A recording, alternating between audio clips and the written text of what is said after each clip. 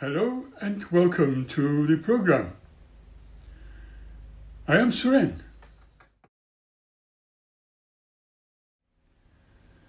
Today I would like to talk to you about something very complex. When it is considered as part of psychological study.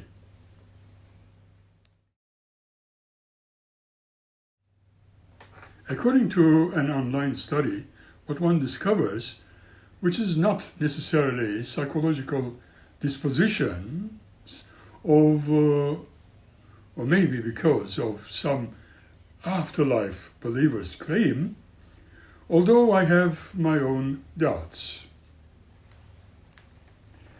Human beings may intuitively think of themselves living in both worlds, material and non-material, physical and ethereal. And that would lead to the idea that this cannot be the end of an individual who is physically alive.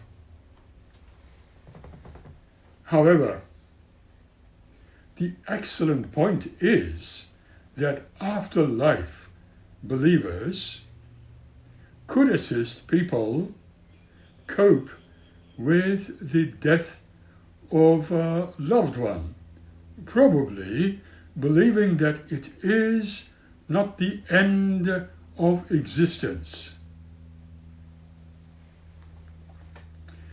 Freud's theory of life and death drives what is known as eros and thanatos states that all instincts fall into one or two major classes, which life drives.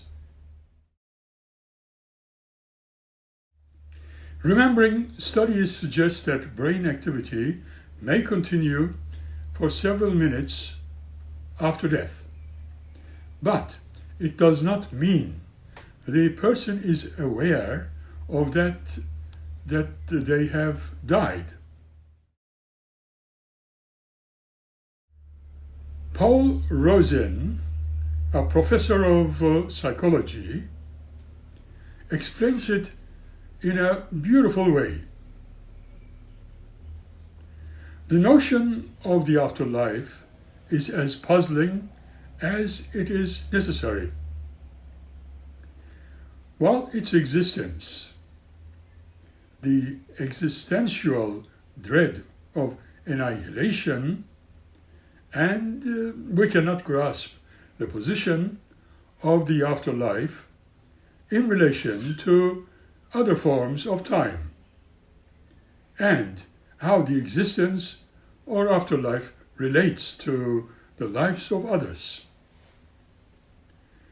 Some of the most powerful in history from many cultures over many years, developments of most religions, and to tell you the least, so many of them have developed and operating within the existence we know of and afterlife, aiming to solve the puzzle of existentialist distress, and they are not alone.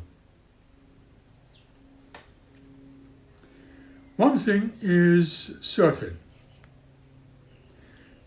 that the systems of religions provide a multitude of beliefs that may help people to cope with chronic stress, and a community of believers may provide emotional support.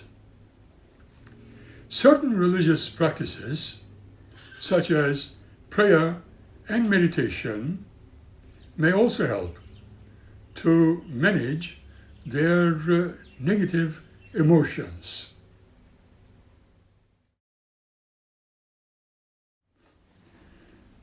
Beliefs in an afterlife are indeed central to many of the world's religions. For instance, many Christians believe in an afterlife that is of a heavenly paradise, and perhaps a punishing hell, which an individual's personal destination being considered by his or her moral behavior whilst alive.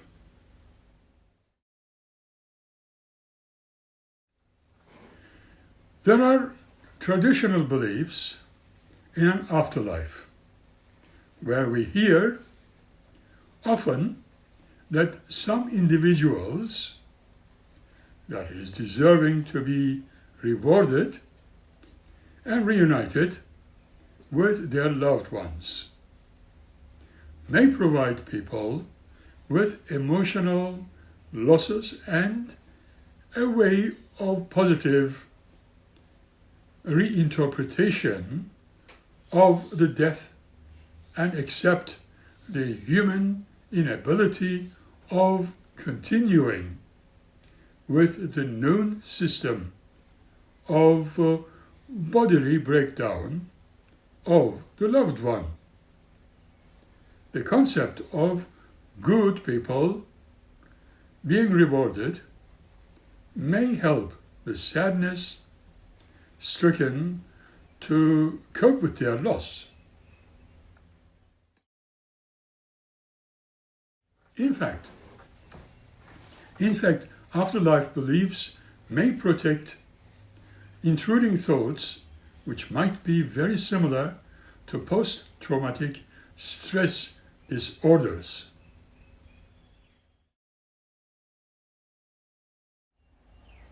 Let me remain with the belief systems for a little while and see how Islam deals with life after death issues, for instance.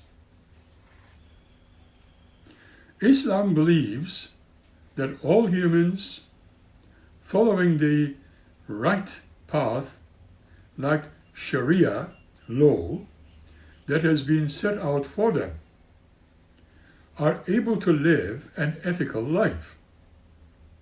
There is nothing wrong in the human makeup, and God does not limit salvation to a select group of people, and it is open to all. Now, it teaches that this life is not everything. This life and earth, or dunya, is only a testing ground and for proper living and preparation for the life hereafter. Every human person who becomes truly the servant of Allah knows things they can rely upon is the mercy of God on the day of judgment. This life is a test which prepares everyone as it was for death, and death is the point of transition to afterlife, or akhirah. It teaches that every individual have two angels, known as Kiraman and Katibin.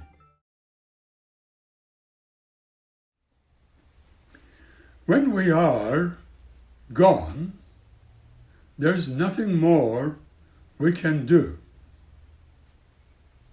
However, if we have left behind Upright children who are full of God's consciousness would talk about what can be done after we go. If we are doing something valuable, like teaching and writing a book, or contributing to a library, the knowledge goes on, spreading long after we are gone. This way, we can establish a charitable trust or waqf. Life in the grave is understood as timeless state in another dimension, wherein one needs to wait until the resurrection. Some Muslims believe that they can help those waiting by doing good deeds on behalf of them.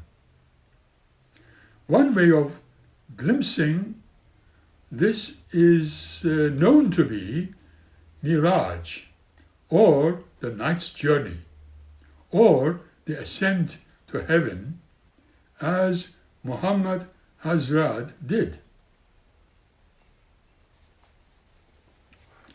Before the end of the world, or Qiyamah, rightly guided one,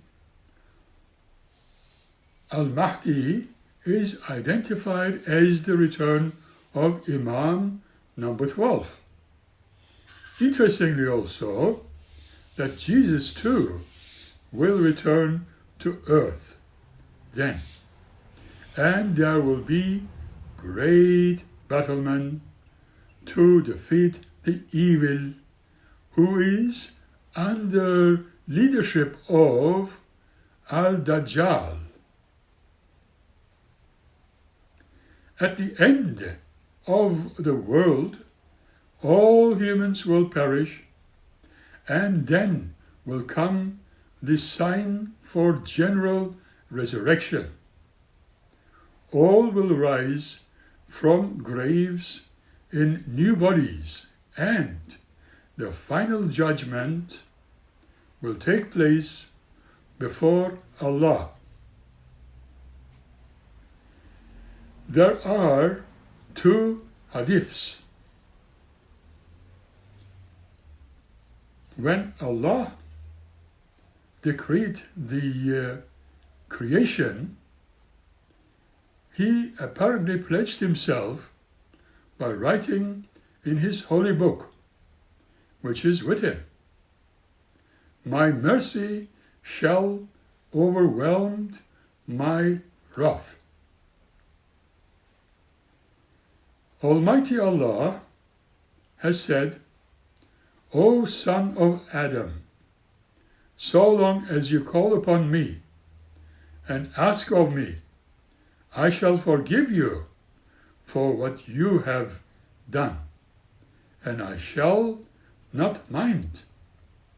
O son of Adam, were your sins to reach the clouds of the sky, and were you come to me with sins nearly as great as the earth, and were you then to face me, giving me no partner, I would bring you forgiveness nearly as great as it. And the prophets too will be there at the judgment day. Heaven is often considered as the garden or Al-Jannah, wherein we will be all present. Recently, many people have been talking about their experiences and in agreement with very similar conditions. Although somehow influenced by their beliefs to point to the existence of after death.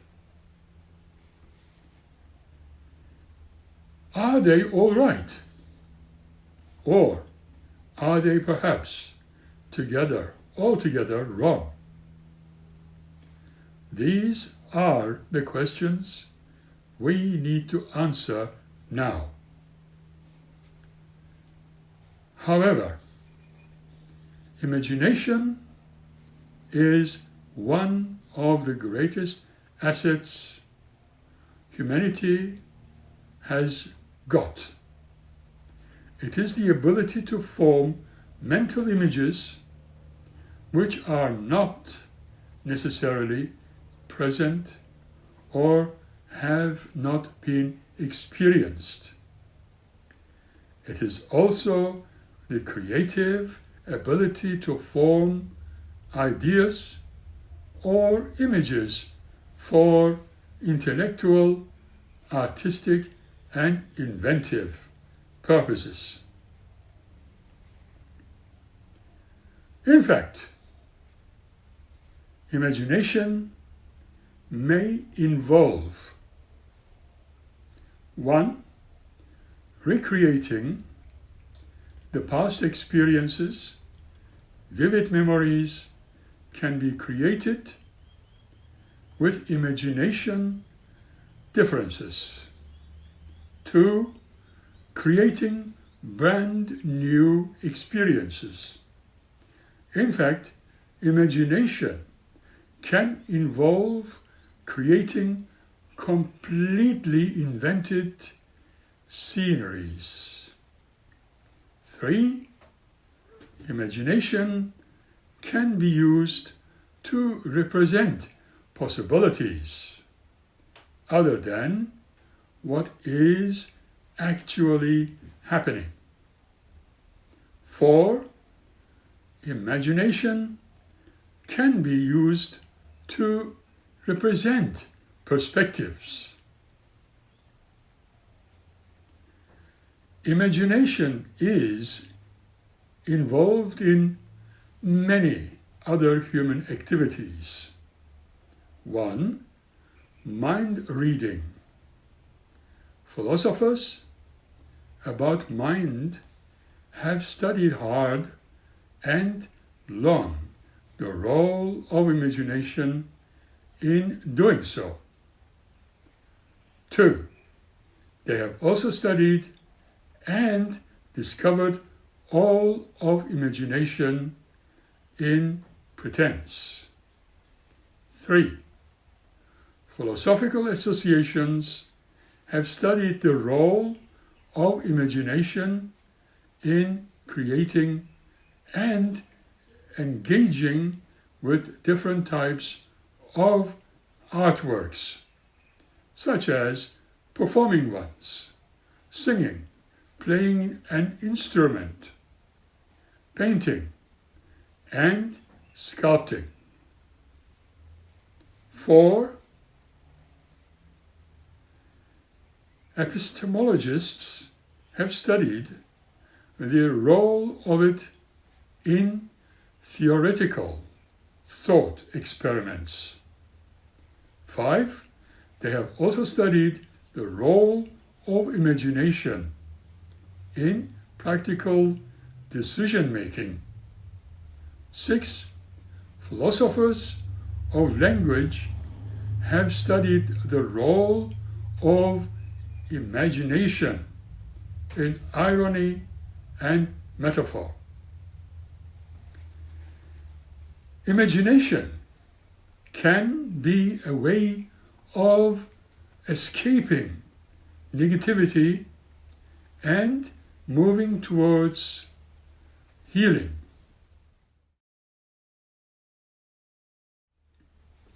Imagining new narratives can help a person recover essential personal agency after a life crisis.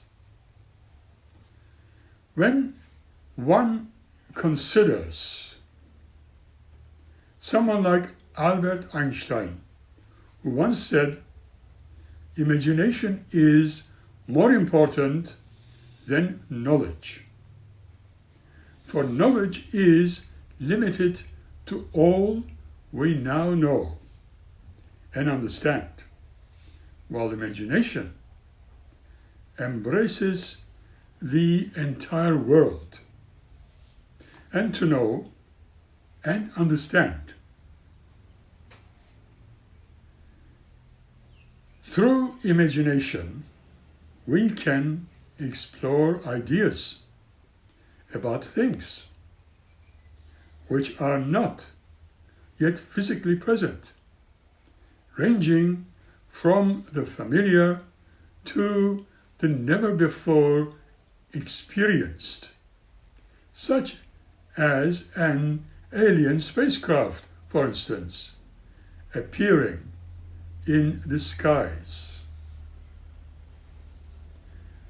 What is the reason for imagination, you might ask?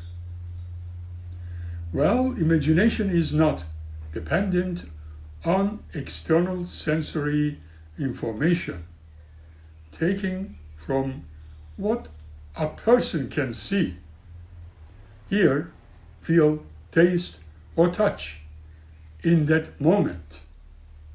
It is generated from within and unconsciously affected by memories and feelings. Only the humans use this avenue for a variety of reasons. Most probably do acquire experience in knowledge about the world to better understand another person's perspective, to solve problems, to create and interact with artistic works, and more. Now, imagination goes hand in hand with creativity and plays a pivotal role in different stages of development. Did you know that daydreaming or mind wandering is there for any information processing the stage that combines with imagination? They build your dynamic duo.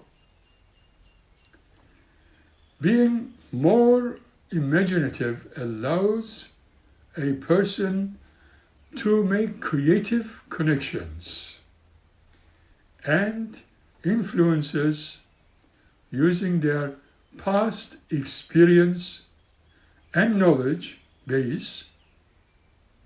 Then there is a result in which the research indicates it being more robust in daydreaming, it being associated with superior intelligence.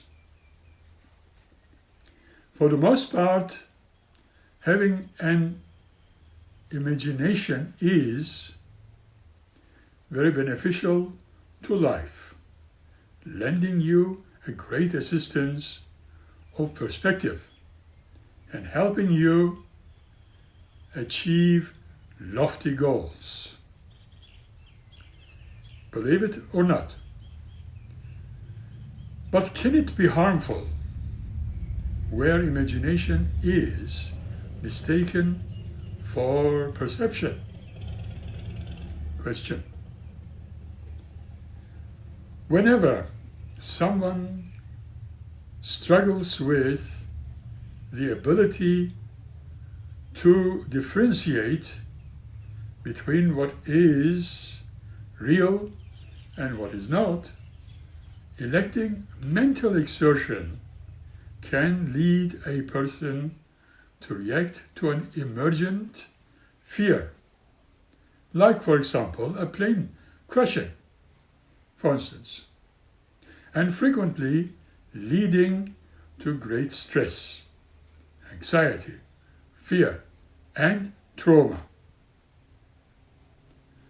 Imagination can be a powerful tool in psychology. Many deliberately use many mental imagery to visualize desired outcomes, like winning, for example. A process of past experiences to manage difficult emotions or relax the mind and the body, as in meditation. There is a very strong connection between the mind and body. Effective communication skills require self-knowledge, clarification about values, and understanding others' points of view.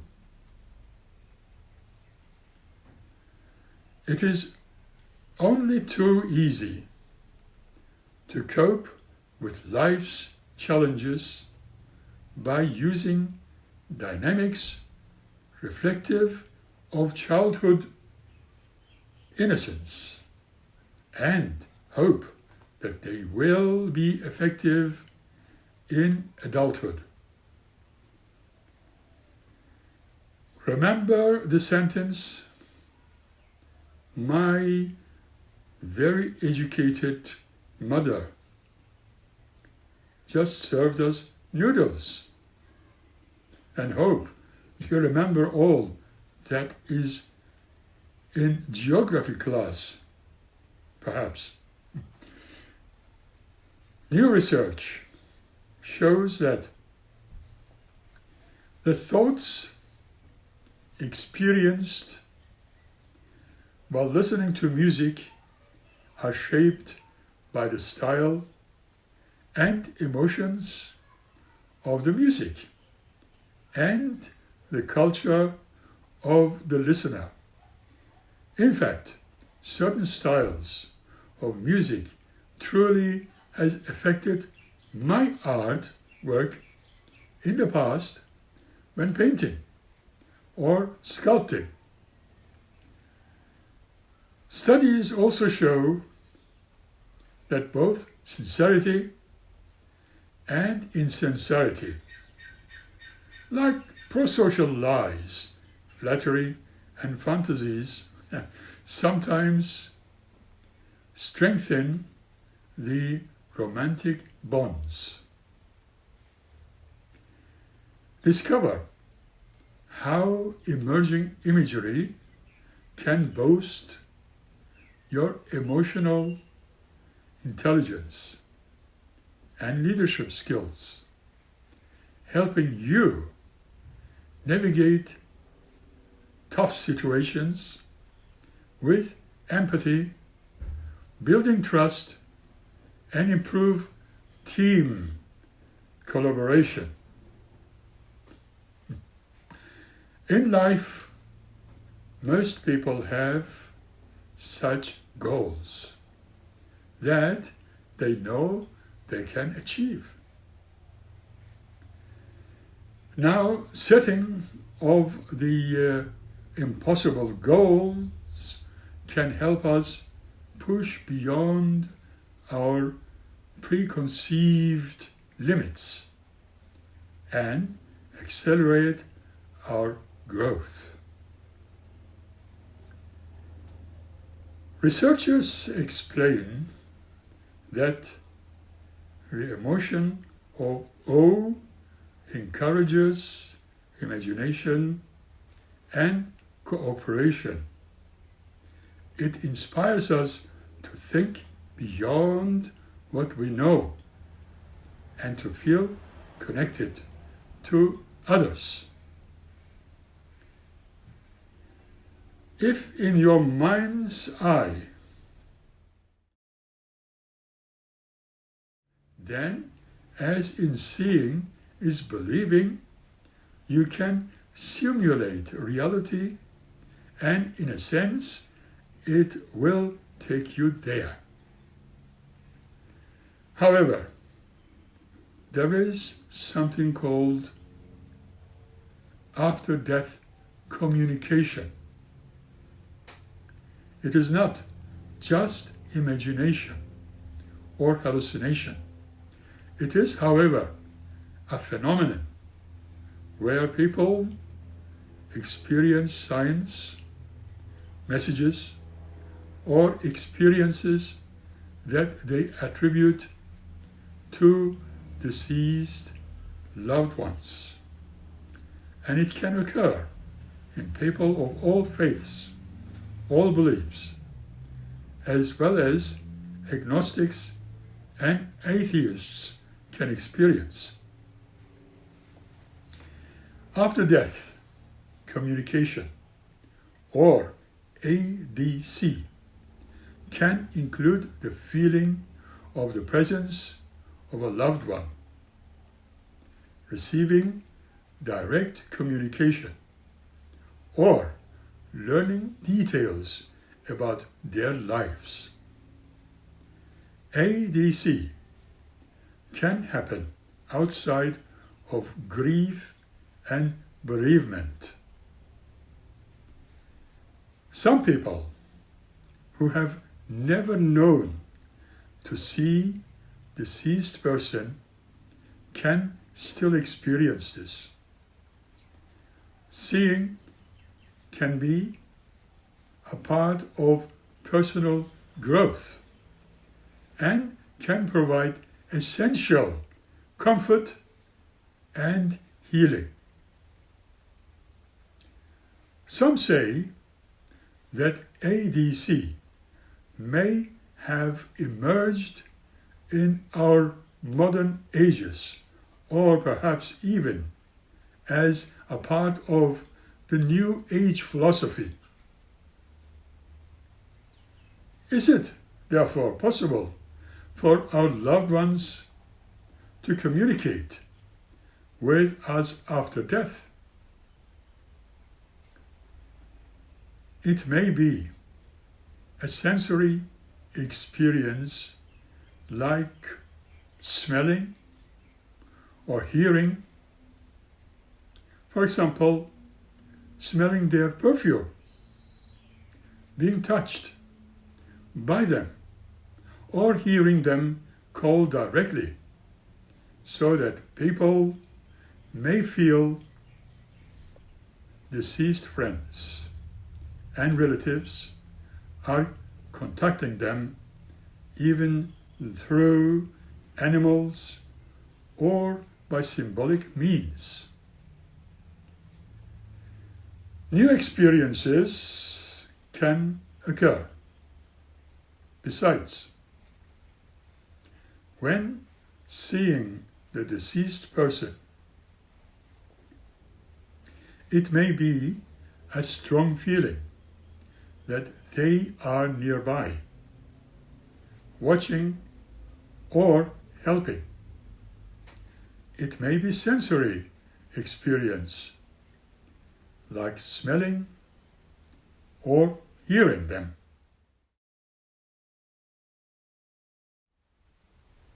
Imagine being touched or hearing them call out directly. And some people feel that deceased friends and relatives are indeed contacting them through animals or by symbolic means, as mentioned before. In many cases, experiences occur regularly so that people may feel the deceased partners are still with them.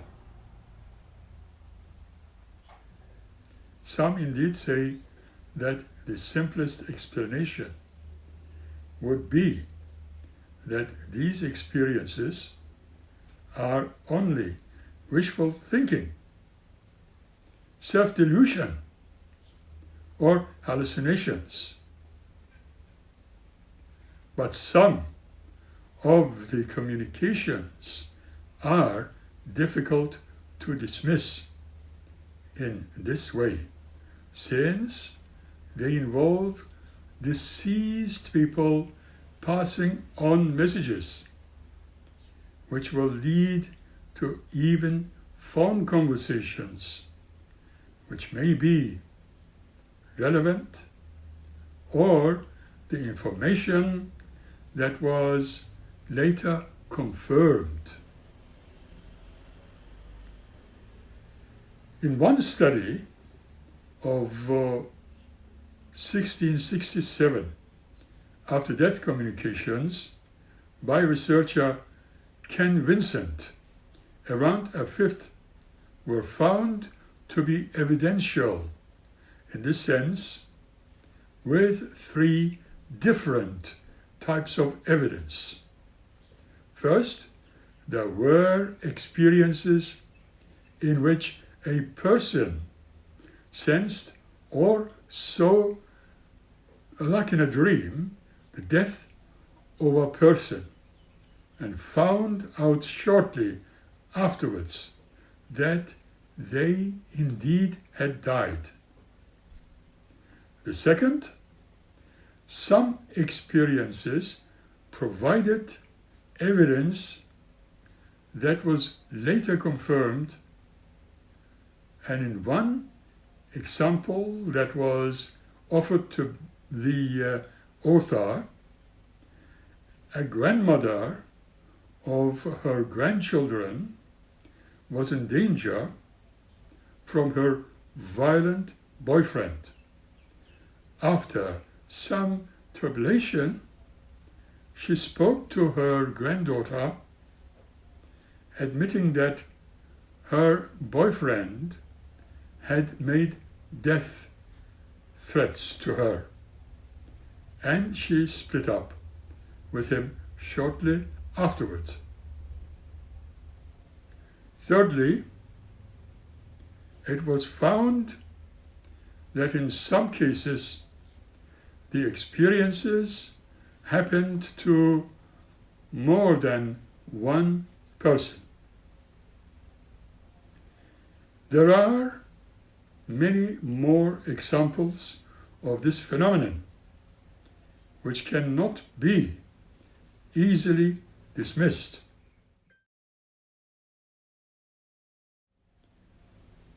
What are we make of them? Even if we considered these and many more experiences as being convoluted and unlikely to be, we will need to discover a lot more unknowns eventually. That is the fact. I will stop this episode for now because we have much more to go through. However, until then, keep smiling and be happy. We will meet you again here by the next episode. Thank you.